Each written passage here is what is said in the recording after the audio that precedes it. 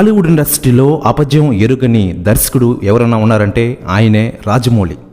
ఈయన దర్శకత్వంలో power star Pawan Kalyan గారు నటిస్తే చూడాలనే అభిమానులు చాలామంది ఉన్నారు ఆంధ్రప్రదేశ్ మరియు తెలంగాణ రాష్ట్రంలో. వీరి కాంబినేషన్లో సినిమా ఎప్పుడు తెరకెక్కుతుందా అని ఫ్యాన్స్ కూడా ఎంతో కసితో వెయిట్ చేస్తున్నారు. అయితే రాజమౌళి దర్శకత్వంలో పవన్ కళ్యాణ్ గారి కాంబినేషన్లో ఓ సినిమా తెరకెక్కాల్సింది, కానీ అనుకోని కాలంతో ఈ చిత్రం పట్టాలెక్కపోయిందట.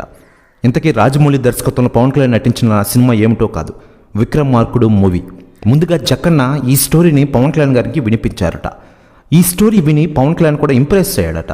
కానీ అప్పటికే పవన్ కళ్యాణ్ బంగారం సినిమా చేస్తున్నారు. అంతేకాదు ఆ వెంటనే అన్నవరం సినిమాకు డేట్స్ కూడా ఇచ్చేశారట పవన్ కళ్యాణ్ గారు.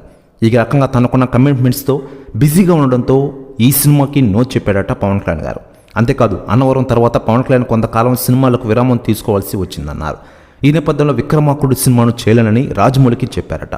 ఒకవేళ పవన్ కళ్యాణ్ ఓకే చేసి ఉంటే పవన్ కళ్యాణ్ కెరీర్లో మరో బ్లాక్ బస్టర్ హిట్గా నిలిచేది. ఈ సినిమాను రాజమౌళి రవితేజ హీరోగా తెరకెక్కించిన విషయం మనకందరికీ తెలిసిందే.